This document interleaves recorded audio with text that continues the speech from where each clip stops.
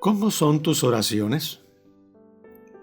Mateo 6:7 dice: Y orando, no uséis vanas repeticiones, como los gentiles, que piensan que por su palabrería serán oídos. En mis años de universitario, leí un libro del evangelista Leonardo Ravenhill, que se titulaba ¿Por qué no llega el avivamiento? Y de entre muchas frases sustanciosas, una llamó poderosamente mi atención. La oración se ha convertido en la cenicienta de la iglesia.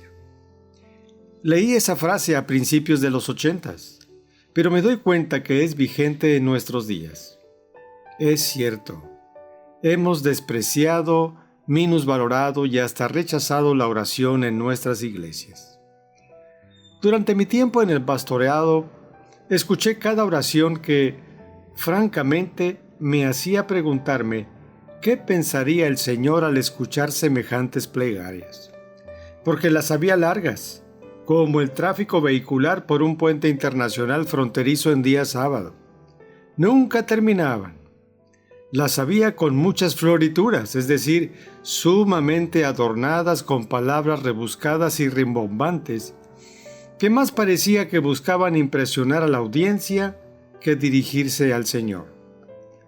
Las había también aquellas cargadas de muletillas como Padre Celestial, Aleluya, Gloria a Dios, de tal manera que en cada frase saltaba de inmediato la muletilla. Se oía, por ejemplo, Padre Celestial, venimos ante ti, Padre Celestial, para suplicarte, Padre Celestial, que nos bendigas, Padre Celestial, y así por el estilo. Las había también telegráficas urgentes, es decir, aquellas tan breves y veloces que más parecían una ambulancia en dirección a urgencias del hospital. Pero también se escuchaban las económicas, que a mí más me parecían perezosas. Aquellas en las que un hermano terminaba diciendo «En el nombre de nuestro Señor Jesucristo, amén», y el que seguía en el turno de orar comenzaba «En ese mismo nombre, Señor». Yo me preguntaba, ¿por qué no pronuncia el nombre de Jesucristo? ¿Le da pereza? ¿O es que en esta iglesia son tan puristas del idioma que no quieren caer en el pleonasmo? ¿Y qué decir de los usos de la oración? He escuchado a personas que, en vez de orar, están evangelizando. Otras que se valen de la oración para correr chismes sobre un hermano o una hermana. Debo confesar que no soy muy buen orador, es decir, una persona que haga bonitas oraciones. Incluso admito que yo mismo he incurrido en usar vanas repeticiones como los paganos, así como mencionaba Jesucristo.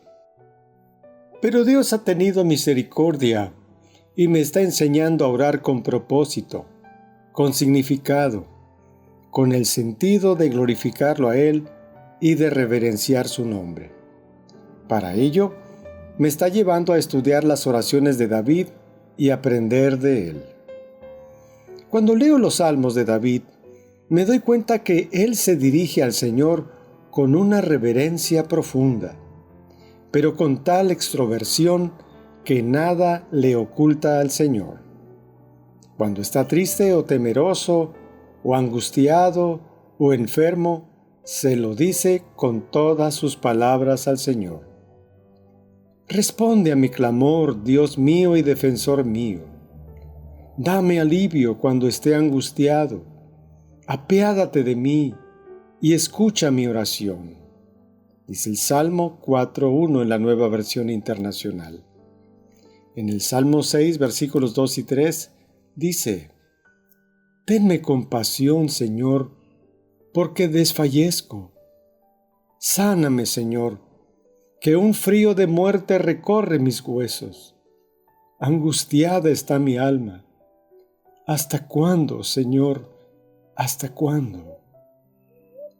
Pero también vemos cuando está airado o quiere la destrucción de sus enemigos. Él se lo dice al Señor.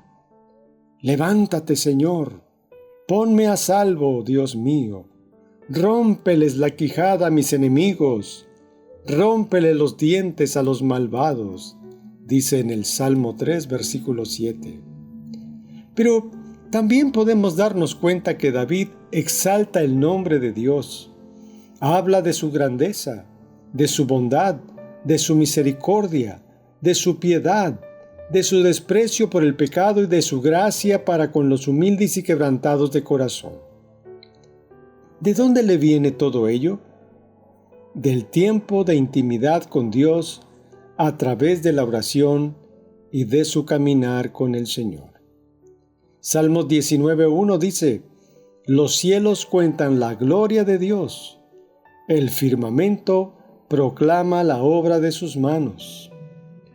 Salmo 100, versículo 5 dice: Porque Jehová es bueno, para siempre es su misericordia y su verdad por todas las generaciones. Salmo 5:4 dice: Porque tú no eres un Dios que se complace en la maldad.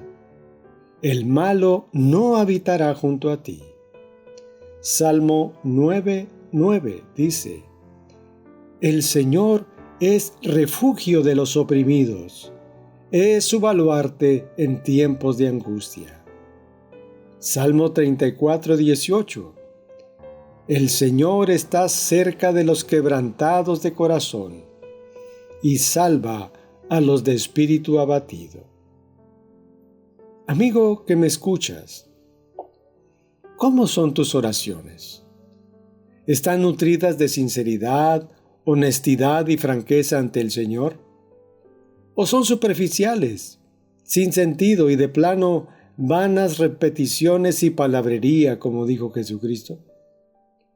Yo tuve que pedir perdón al Señor por el tipo de oraciones que hacía, pero ahora estoy aprendiendo a platicar con Él, abriéndole mi corazón y no ocultándole nada. Piénsalo. Para ti será una experiencia maravillosa abrir tu corazón al Señor y ser sincero con Él, diciéndole todo lo que pasa dentro de ti. Que Dios te bendiga. Soy tu amigo el pastor Magdiel Alanís Rangel.